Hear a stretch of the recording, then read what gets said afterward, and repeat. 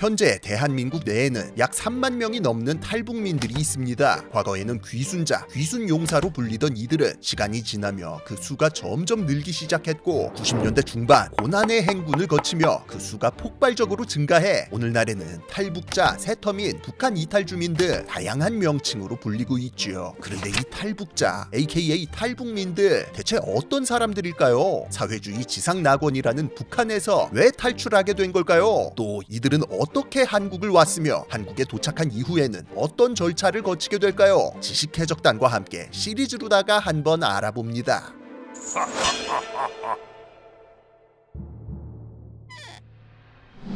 우선 탈북민이라는 존재의 정의부터 짚고 넘어갈게요. 탈북자, 세터민 등 다양한 명칭으로 불려왔지만 공식적으로 이들을 가리키는 용어는 바로 북한 이탈 주민입니다. 그리고 이 북한 이탈 주민이란 군사분계선 이북 지역에 주소, 직계가족, 배우자, 직장 등을 두고 있는 사람들로 북한을 벗어난 후 따로 외국 국적을 취득하지 아니한 사람을 지칭하지요. 그런데 이걸 자세히 생각해보면 좀 이상합니다. 사실 자기가 사는 나라에서 정권의 탄압 등을 피해 외국으로 탈출하는 경우 행선 국가에서 일정한 절차를 거치고 난민 지위를 획득하는 게 일반적이잖아요. 실제로 국제법적 관점에서도 이들을 북한의 탄압을 피해 탈출한 난민으로, 정확히는 UN 난민 고등판무관실 규정에 의거한 사실상의 난민으로 보고 있고요. 하지만 대한민국 정부의 입장은 그게 아니라는 거. 북한 이탈 주민이라는 지위는 그저 북한을 탈출하기만 해도 자동으로 부여되는 무언가입니다. 왜냐? 대한민국 헌법 제3조 다들 알고 계시죠? 대한민국의 영토는 한반도와 그 부속 도서로 한다. 헌법상 군사분계선 이북 지역은 엄연한 대한민국 영토로 북한 정부 및 조선노동당이라는 반국가단체에 의해 무단 점령 중인 상태거든요. 때문에 국내법 관점에서는 북한 지역에 사는 사람들도 우리 국민이라서 탈북민들 역시 외국인인 적이 한 번도 없다는 해석이 나오는 거죠. 북한에 사는 사람들을 애초에 북한 국민 내지는 북한인이라고 부르지 않는 것도 같은 이유 때문입니다. 반국가 단체에게 억류 중인 우리 국민이기 때문에 그냥 북한 주민이라고만 부르는 거예요. 실제로 대한민국에는 이북 5도 위원회도 따로 설치돼 있어서 황해도, 평안도, 함경도 등의 도지사도 따로 임명되는데 이 역시도 군사분계선 이북이 대한민국의 적법한 영토라는 법적 근거에 의거한 것이라는 거. 아무튼 그래서 우리 국민이 외국에서 도움을 요청하면 어떻게 해야 됩니까? 나라가 나서서 도와줘야죠. 이것이 우리가 탈북민들을 일반적인 난민으로 보지 않고 특별 취급하는 이유입니다. 한반도의 유일한 적법 정부로서 북한 주민들도 도의적으로든 명분상으로든 우리가 책임져야 하는 사람들이라는 거죠.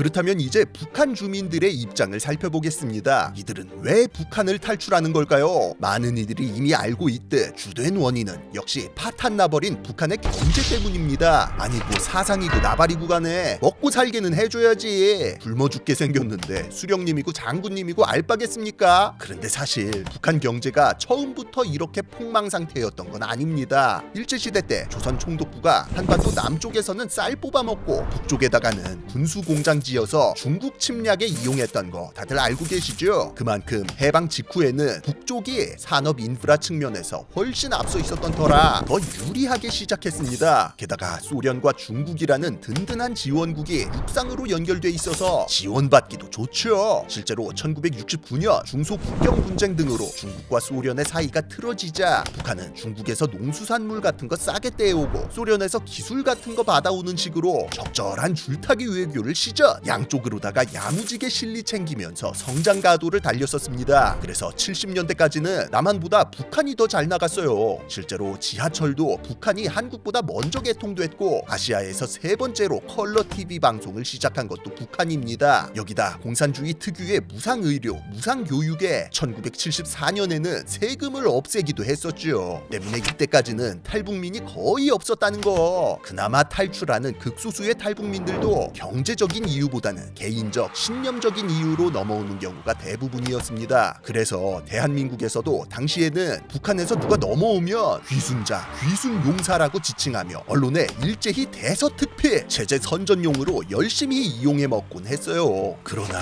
북한의 경제는 이때부터 이미 균열의 조짐을 보이고 있었습니다. 형님 나라인 소련을 벤치마킹해서 스탈린식으로다가 중공업 스탯을 먼저 찍었는데 농업과 경공업이 받쳐주지 못하는 상태에서 이직거리를 하고 앉아있으니 오래 갈 수가 없었던 거예요. 그렇게 생필품과 식량 같은 필수 물자들이 점점 부족해지기 시작하고 북한은 이를 타개하고자 다른 레드팀 나라들에게 의존하며 버티기에 들어갑니다. 그런데 이때 하필 뭐가 터진다? 1, 2차 오일 쇼크가 터진다. 오일 쇼크 직후 전 세계적인 원자재난이 겹치며 물자 부족 문제는 이제 생존의 위협이 돼버렸고 공산주의 특유의 비효율적이고 폐쇄적인 행정구조 그리고 사실상의 왕정이나 마찬가지였던 1인 독재 정치로는 이 고비를 넘길 수가 없었습니다. 결국 80년대로 넘어오며 북한의 경제력은 수직 낙하, 남한에게 역전당해버렸고 북한 주민들의 삶의 질 역시도 덩달아 나락으로 떨어지기 시작했죠.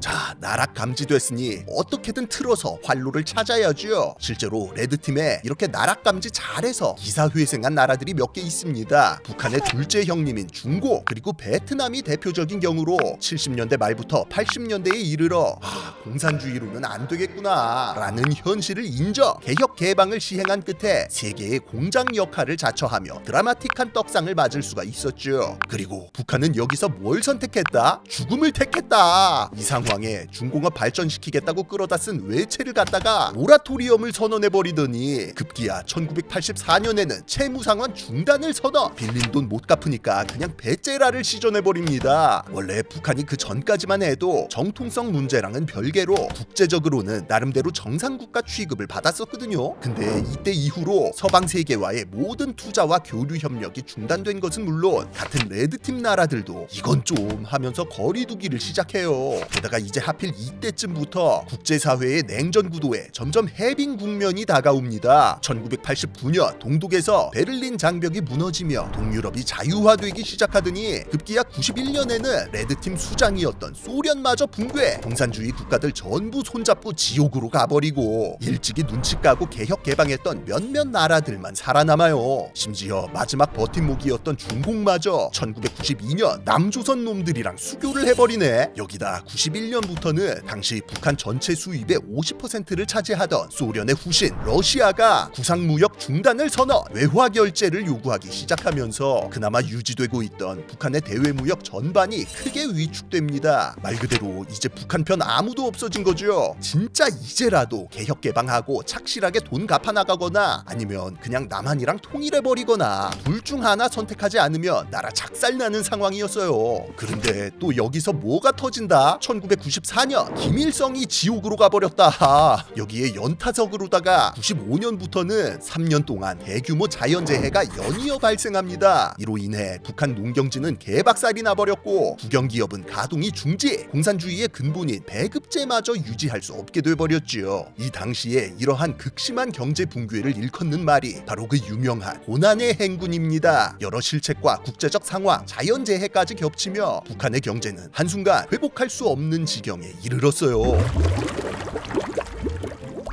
그러나 김일성의 후계를 이어받은 김정일은 체제 불안이 사회 전반으로 퍼지자 오히려 정권의 통제력 강화에 몰두하면서 심화조 사건 등을 일으켜 대대적인 숙청을 단행했고 경제난을 극복하기 위해서 군을 중심으로 뭉쳐야 한다 라며 선군 정치를 내세우기 급급했습니다. 이쯤 되면 국가라는 게 존재하는 의미가 없죠. 이제는 정말 생존을 위해 주민들 스스로 각자 도생해야 하는 지옥도가 펼쳐졌습니다. 남한을 경제와 군사 양면으로 위협하며 떵떵거렸던 그 시절은 이미 한참 전에 지나버렸고 북한이라는 정치체는 외부 세계로부터 불량 국가, 실패한 국가의 대명사로 불리게 됐지요. 그리고 상황이 이렇게 되니 인민들도 더 이상은 북한 당국에 의지할 게 아니라고 판단, 아름아름 시장을 열어서 스스로 경제를 꾸려나가기 시작하니 그것이 바로 흔히 말하는 장마당이었습니다. 공산주의 국가에서 민영 상설 시장이라니 말이 안 되죠. 원래대로라면 칼같이 막아야 되는 건데 배급도 못해주는 마당에 이것마저 막아버리면 폭동 일어날 각이라 뿌리 뽑을 수가 없었고 90년대를 거치며 장마당은 사실상 북한 주민들의 삶의 터전으로 등극 전국에 퍼지게 됐어요. 결국 북한 당국도 이러한 현실을 인정 2003년 상설시장화 조치를 단행해 그동안 제도권 밖에서 이루어지던 민간 시장을 계획 경제의 일부분 편입시키는 지경이 되고 이 과정에서 자본주의적으로다가 부를 축적한 일명 돈주들이 등장하기도 했지요. 그러나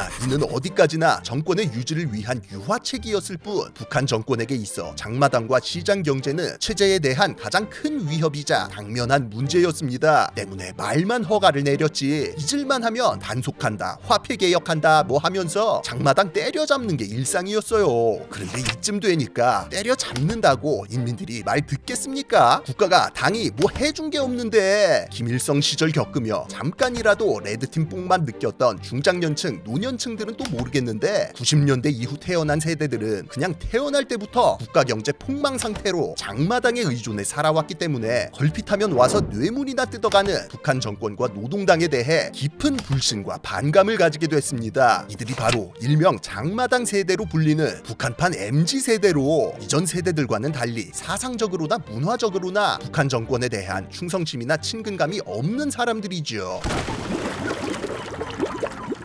이처럼 북한 정권이라는 집단은 현재 정권이라고 불러주기도 힘든 상태로 그렇게 부르짖던 인민들을 그냥 내팽개쳐둔 채 여전히 체제 유지와 우상화에만 몰두하고 있습니다. 김정일 사망 이후 김정은이 3대 세습에 성공하면서 국내외 많은 사람들이 북한 내에 어떤 변화나 개혁 개방 같은 조치가 있을 것으로 기대했지만 짜잔! 그런 건 전혀 없었고 통제와 탄압은 오히려 강화되고만 있는 중이죠. 당연하게도 80년대 이후 폭삭 주저앉은 경제 역시 전혀 회복이 되고 있지 않아서 산업 생산력의 경우 2020년이 되어서야 80년대 수준으로 원상복구되었다고 평가받고 있어요. 그리고 이런 경제 상황에 따라 필연적으로 북한 땅을 탈출하는 사람들도 계속 증가해 왔습니다. 경제 붕괴 직후인 90년대 고난의 행군을 거치며 한번 크게 증가했다가 중국의 원조와 남북 경제 협력으로 잠깐 주춤하더니 2000년대 후반부터는 다시 폭발적으로 증가해 2003년부터 10년 동안은 연평균 2,000명이 넘는 탈북민들이 대한민국에 입국했을 정도죠. 2010년대 초 김정은이 집권하면서 단속을 강화하고 2020년대에는 코로나로 인한 봉쇄가 이루어지면서 그 추세가 많이 잦아들긴 했지만 포스트 코로나 시대가 시작되면서 연간 탈북자들의 수 역시 다시 증가할 기미를 보이고 있어요. 그런데 이렇게 많은 인원들이 도대체 어떻게 북한에서 대한민국으로 넘어올 수 있었을까요? 여전히 한반도의 한가운데에는 군사 분계선이 떡하니 버티고 있고 북한 사회는 철저한 감시 사회로 유명한데 말이죠. 그렇다면 다음 편에는 이어서 탈북 이거 대체 어떻게 하는 것인지 어떤 루트가 있는지 한번 알아보도록 하며 영상 마치겠습니다. 지금까지 지식해적단의 키드였습니다. 감사합니다.